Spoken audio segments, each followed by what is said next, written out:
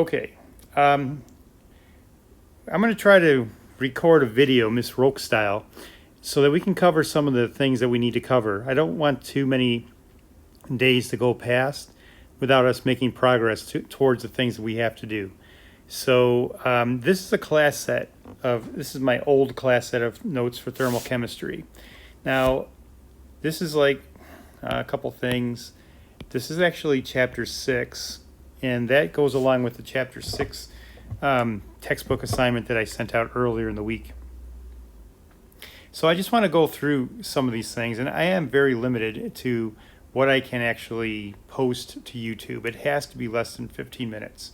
So I have a timer set, and when the timer goes off, I'm going to have to wrap up wherever we are and pick up later.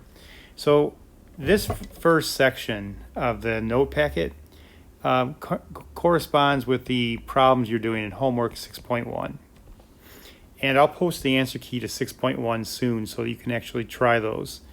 So the first part of the notes, let's just highlight some of the things that should have been highlighted in the video itself. So the first thing is the idea of work and definitions of energy. So work, this is the physics definition of work, and we probably will never need to know that work is force times distance. When we're talking about work, we're usually talking about the work of an expanding gas. So a gas that expands actually does work. You know, it pushes on the sides of the balloon, causes the balloon to expand. So the reason why the balloon is expanding is because the gas inside the balloon is actually pushing on the walls and making the balloon larger. So an expanding gas does work. And the work formula would be modified. I'm not going to go through the derivation.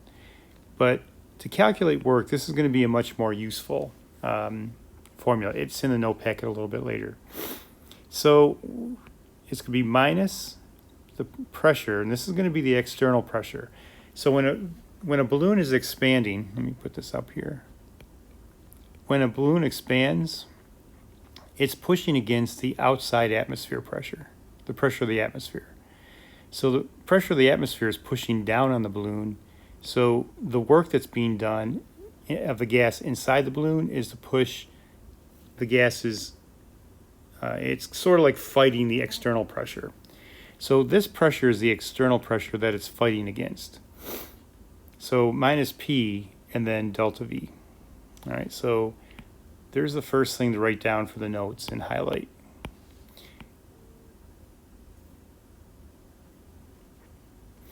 Now, if the gas is expanding, that means work should be negative from the perspective of the gas.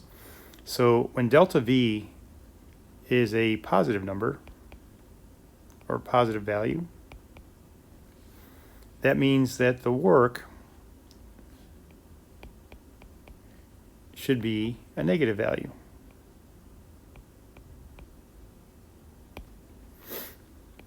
Because if you remember when we talked about the energy of a system, the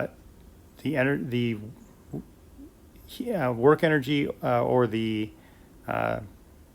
thermal energy, the heat energy, those things, if they're always taken from the perspective of this the gas itself, which is called the system. So if the system is doing work, that's a negative consequence. So that work would be negative. Now, we can also compress a gas.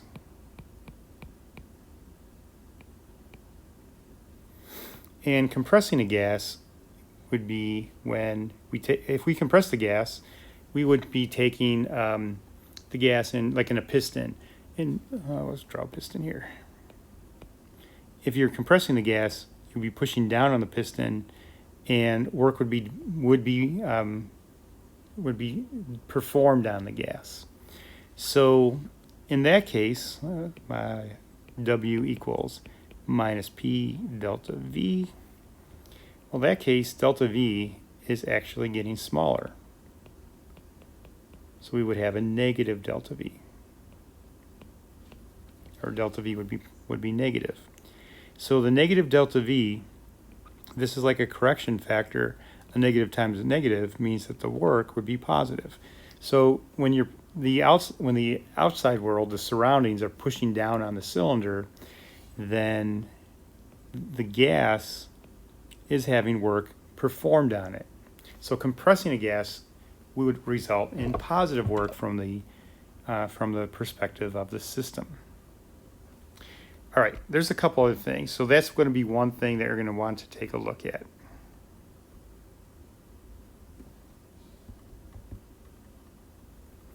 All right, so other things that are in here. Kinetic energy formula, that's just physical science kinetic energy formula. So kinetic energy, the energy of motion and moving objects, moving particles, it's 1/2 mass times velocity squared. And mass will be in kilograms, and the velocity is meters per second. So some of this stuff was in the video that we watched together. So kinetic energy would be, actually, if you did this, mass would be in kilograms. Velocity would be meters per second, but that would be squared. So we end up with a unit of kilogram meter squared per second squared. And a kilogram meter squared per second squared is equal to 1 joule. So normally when we talk about energy in chemistry, we're not talking about newtons or any of the other things you might talk about in physics.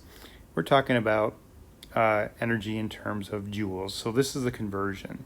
We'll write it up here. 1 joule equals 1 kilogram meter squared per second squared. And when you use that formula, you probably should, the mass probably should be in kilograms, not grams, which is unusual for us. And the velocity should be in terms of meters per second. So I know in homework 6.1 there are some necessary conversions, like converting from miles per hour, for example. So those are just going to be, just use your periodic table and use the proper conversions. Okay, the other thing I wanted to talk about in this video, I want you to highlight, is the idea of a state function. So state functions are, here's the definitions of a state function. It's a property, but it only depends on the present state. It doesn't really matter how a temperature change. You don't have, if you go an hour and the temperature changes 10 degrees, the temperature increases 10 degrees in a vessel. It doesn't matter if the first 5 minutes it went up 20 degrees and the next 5 minutes it went down 20 degrees. We're only interested in the present state of a state function. Present state, this is where they get the idea, state function. Now, state functions are going to be, so they're independent of path. It doesn't really matter. So like the distance between two towns, for example. The distance between the towns are not going to change, but the time it might take you to travel depends on what route you take. So one route might be a little longer than the other route. So the path that you choose, the route that you take, would not be a state function because the path does matter in that particular case. But the actual physical distance between the two cities, that's not going to change because you took path A versus path B. So that was also discussed in the video. Now here's one thing I wanted to make sure, here's something to point out in the notes. So whenever we do a state function, it's always final minus initial. So whenever we do a state function, we always take it from the final condition minus the initial condition. I don't know, it seems arbitrary. It could have been done the other way, but there's somewhere along the way there was a stake in the ground, and this is the way that was decided to go about calculating state functions. All right, and then we're going to scroll up a little bit further to finish out this video. The last thing that you're going to need to know to make sure you can do homework 6.1 is the first law of thermodynamics, all right, which is, this would be the first law right here. The first law of thermodynamics states that the total change of the energy of a system, delta E, is equal to the amount of heat energy lost or gained and the added to the amount of work energy that's lost or gained or transferred from the system to the surroundings. And the formula is very simple. Delta E equals Q plus W. Q represents the heat. W represents the work.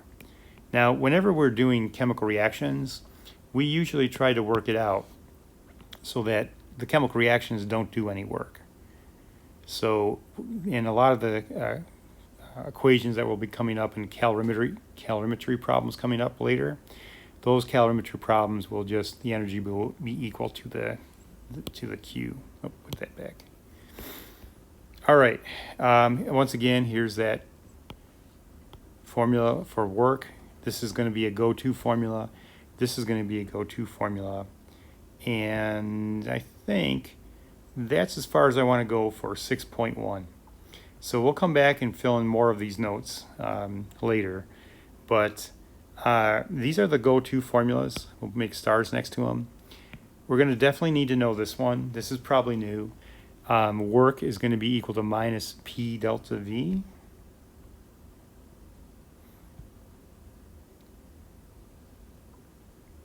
We should know the kinetic energy formula. That's nothing new. That's like from physical science days, 1/2 mv squared. You should know that 1 joule is equal to 1 kilogram meter squared per second squared, because we usually want to report these things. Oh, there's my timer. So we're going to wrap this up in a minute. So that 1 joule is equal to 1 kilogram meters per second squared. You're going to need to know that conversion factor. You're also going to need to know the idea of a state function, how the state function is the final conditions minus the initial conditions. And we're going to need to know the first law of thermodynamics, spelled out in terms of the overall energy change of a system is equal to the heat that's lost or gained, that's Q, and the work that's lost or gained. So that's pretty much it. Oh, one last thing on P. I'm going to try to squeeze this in before I get cut off here. P minus P delta V. P is going to be in atmosphere, and delta V is going to be in liters.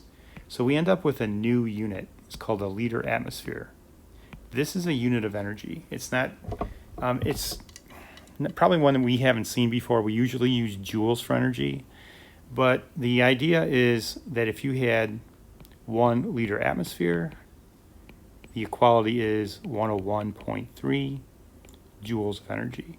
So that's going to be a useful conversion when you're doing homework 6.1. All right, that's as much as I wanted to cover. I only have 15 minutes to cover these things, but try homework 6.1 if you haven't tried it yet, and I will post the answer key shortly. Okay, and then I'll also work through some of the other problems so that we can we won't get too far behind in what we're trying to do. Well, let me just finish by saying I miss you all very much, and I look forward to coming back and seeing you all again.